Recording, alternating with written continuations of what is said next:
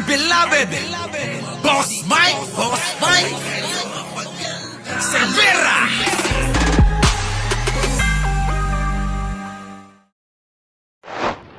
Eto, pasok! Ko dito, simpleng-simple. Dead end ito. Trap ito sa atin. Trap po ito. Maniwala kay sa akin. Magiging trap sa atin to. Sa tingin ninyo, pag nagpa-drug test si Marcos, ano lalabas niyan? Positive? Oh. Isipin nyo pag napuwersang maglabas ng drug test yan si Marcos at negative yung inilabas, sige, paano na? Wala na kayo, syempre wala na. Sino may kasalanan? Sisihin mo si Maharlika. Unless magkaroon talaga ng may ebidensya. Oh, di ba? Sabi nga nung iba, para matapos, ilabas yung video at photos. Correct! Bakit hindi nyo mailabas yan? Yan lang naman ang inaantay namin ding lahat di ba? Kayo mga nanonood ngayon. Di ba? Ang tagal na nating inaantay ang mga litrato, video. Nasaan? Normal, di ba? Kakapanggigil, di ba? Hanggang ngayon, hindi pa rin mailabas yung jutang yung video na yan. Di ba? Tapos meron na naman daw blue book. Bullshit. Hindi, ito namang mga tangang mga Pilipinong mga nakakahiya, di ba? Nagpapaniwala sa mga nang-uuto sa kanila.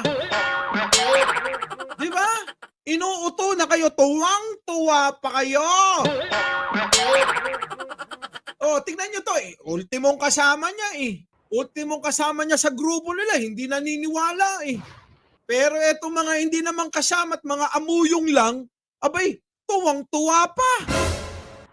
Kundi ba naman lintik bago nyo busisiin yung blue book na ilalabas na naman daw, nasan na yung mga ilalabas muna? Unang-una yung video, ikalawa yung picture, yung mga ganon. Ikatlo, yung kadugtong ng video na binati siya ni First Lady nung okay pa sila. Yung kadugtong nun na sinasabi daw na nangidnap si First Lady. Yun, hanapin nyo kung di ba naman kayo mga lintik, mga tanga talaga. Pero mo, hindi pa nga naipapakita yung mga naunang pinapangako. Hanggang ngayon, naniniwala pa rin sila. Baka naman yung blue book na hinahanap, songbook yon. Nakapartner nung jukebox. Diba yung jukebox? Meron yun, kasamang songbook. Diba? Yun yun yung kasama. Baka yun yung ilalabas. Para makumpleto na nila yung kanilang sarswela. Naloko na. Banat Bay, ano pinagsasabi mo? Ulitin mo para maintindihan ni Direct Freding best friend mo. Isa lang ang sinasabi ko dito, simpleng-simple. Dead end ito. Trap ito sa atin. Hindi yan trap, hindi dead end, hindi yan trap. Yan ay katangahan nyo at kagagawan ninyo, alam nyo yan. Naloko na. So parang isisisi nyo yung katangahan nyo na naman. Nagawa-gawa na naman ni Pangulong Bongbong Marcos yan at ni First Lady. Naloko. Ganun ba yon? Si Balat pa naman Ito magaling lang ito mangliko ng mga usapan. Pero alam nila sa totoo, yung katotohanan, alam nila na talagang wala yung mga yan. Wala. Kundi propaganda nila yan na hindi magtago-tagumpay. Video, picture, pulboron, blue book na naman, jutang inin na, kinina na, tipay kay lumatay ang amin. Perjenyo, iti Pilipinas, kininayo ang amin. Naloko na. Diba? Pero kung hindi pa naman mga tanga yan, hindi pa nga naipapakita yung video, hindi pa naipapakita yung picture, hindi pa naipapakita yung mga video pang iba. Blue book na naman ang inaabangan ng mga uto-utong mga kapwa nating Pilipino. Naloko na. Wish it, di ba? Ano yan? Trap po ito. Maniwala kay sa akin. Magiging trap sa atin to. Sa tingin ninyo, pag nagpa-drug test si Marcos, ano lalabas niyan? Positive? Isipin nyo Siyempre negative kasi negative naman talaga Naloko na. Negative naman talaga yung mama. Ilang beses na nga nagpa-drug test Ang gusto nyo kasi, utuin si Pangulong Bongbong Marcos Paano kapag sumunod, sasabihin nyo, uto-uto ang Pangulo natin, kita nyo. Naloko na. Hindi naman uto-utot, hindi naman Kautak nyo ang Pangulo. Di ba? Naloko na. Bobo. Gusto nila utusan ng Pangulo? Pangulo yun, uutusan nyo kung ano gusto nyo pagawa sa kanya, pwede? Naloko na. Kalma, Boss Mag. Di, nakakainis, Boss Mag. Si Anino. Anino! Naloko na. Tubig! Oh, shit talaga. Diba? Nagets nyo ako, mga kababayan? Eto, gusto, ilihis na naman yung kwentong gawa-gawa nila. Dahil hindi nga nila mapaubra, hindi nila mapagtagumpayan yung mga issue na ganyan. Polboron, na mga video, na mga picture. Wala. Saan ang gagawin ng mga ito? Ililiko nila ang usapan. Sabihin natin, Naloko na. trap talaga yan ni Pangulong Bongbong Marcos. Naloko Trap na. talaga yan ni ano. Boss, easy. Naloko na. Oo, Anino eh. Nag-promise naman ako, di ba? Itong mga ito, panira ito ng bansa. Tandaan nyo yan. Habang tayo, nag-aaway-away, nagpapaanuhan ng ano, di ba? Ng mga kinakampihan nilang mga animal na to, Naloko na. mga kinakampihan nila. Siyempre tayo, itong pagtatanggol natin, yung alam nating tama. Ano ba ang tama? May nakaupo na, binoto na ng mayoryang Pilipino yung nakaupo. Irespeto nyo yung mga taong bumoto dyan. Naloko. Hindi kayo natigil kasi gusto nyo, palitan nyo na naman ang Pangulo. Iupo nyo yung matakaw sa confidential fund. Ano mangyayari sa bansa natin? Diba? Ay nako, gets nyo ko. Naloko na.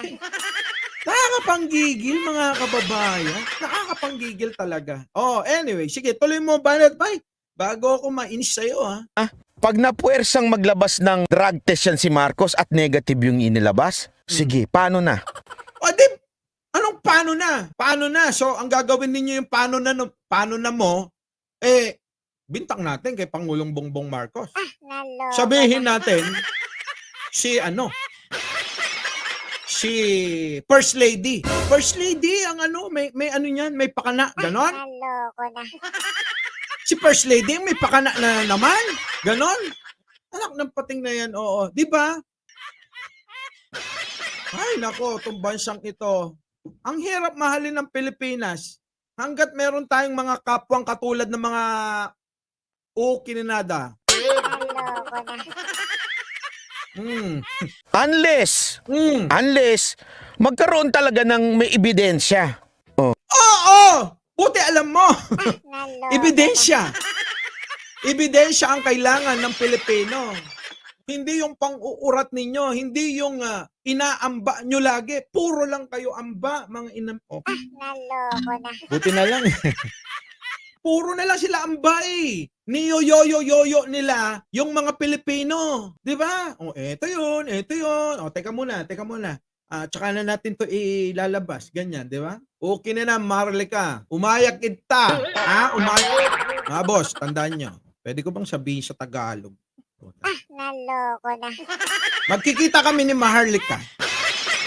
Oo, abangan ninyo yan mga kababayan ha. Magkikita kami ni Maharlika. Maharlika, meron ka na naman bagong demanda. Naloko na. Abangan nyo yan. Yung sinasabi ko sa inyo, naku, malapit na yan. Okay, pasok! Di ba? Sabi nga nung iba, para matapos, ilabas yung video at photos. Oo! Bakit di nyo ilabas? Naloko na. Diba? Oh. Yan na nga huy, matagal nating sinasabi. Oh, kita mo, yan rin yung sinasabi mo. Ba'y pangbalansi ka ba ni Maharlika? Yun totoo. Pangbalansi ka ba sa mga fake news na nilalabas ni Maharlika? Alam nyo mga kababayan, pag-iisipin nyo maigi. Si Banat ba'y pangbalansi ba? Kasi alam nila na fake news si Maharlika, na sinasakyan nila, at sinasakyan ng maraming mga vloggers. Diba? Okay, tuloy. Tapos hashtag pa tayo ng hashtag. Drug test now. Kung gusto ninyo na makonvince ang tao, ang magandang i-hashtag dyan, ilabas na yung video. Yun! Nadali mo. Ilabas mo yung video. Pambihira kayo. Alam nyo, mga kababayan, ha? Tama, pabor ako doon sa sinasabi niya. Kaya lang, yung sinasabi niya kanina, paano ngayon ito? Trap ito. So, ibig nyo sabihin, kasalanan pa ng administrasyon na nilabas-labas nyo yung mga usapin tungkol dyan sa video? Na pinarating nyo pa sa Senado? Di ba? Sa katauhan ng isang kalbo? Sabagay, pares kayong kalbo, no? Di ba? Kita nyo, yun, yung iniimbestigan ni Batoron. Kahit naman nagmumukha ng tanga si Bato doon, pinagtatawanan ng kapwa senador, sige pa rin! Desperado na. Tulad ng mga sinabi ko sa inyo, desperado na sila. Si Banat Bay, gusto na yatang isave yung sarili niya. Alam nyo, ang ending nito, si Maharlika, ilalaglag nila. Kawawang Maharlika. Baka maubos ka. Ang ending nito, balik ka sa kalsada, matulog, sa gedli-gedli na lang. Total naman, dyan sa Amerika, maraming dyan parang mga zombie. Ha? Yung mga zombie, yung mga homeless, abay nasa gedli-gedli lang sa Amerika. Lalong-lalo doon sa San Francisco, ang dami. Oo, ang dami. Baka ganon ang mangyari kay Maharlika. Oo. Sa dami ng kaso, nako, paano mo babayaran lahat yan? Ay, depende na lang kung totoo yung sabi-sabi na pinopondohan ka nung 3. Kilala nyo yung 3? Eto narinig ko lang naman ito. Oh. Pero yung mga nagsasabi, hindi basta-basta. Oo, ha? Pinopondohan ni Daw, ni Pulong, ni Baste, at ni Sara. Bakit? Baka pati si Bongo. Diba? So, ayan mga kababayan. Ayan yun. Diyan nagsimula ang lahat ng sarswelang ito na ngayon, hindi mo na maiiwasan, Maharlika, na halungkatin ang buhay mo. Hindi na maiiwasan, mga kababayan, na halungkatin ang buhay niya ng mga taong naiinis sa kanya. Diba? Ng mga taong gustong magmalasakit sa bayang ito. Yung totoo, totoong nagmamalasakit sa bayang ito. Muli, magandang umaga, magandang hapon at magandang gabi sa amandako ng mundo. Naroon kayo. Siyempre, magandang buhay na rin para sa ating lahat.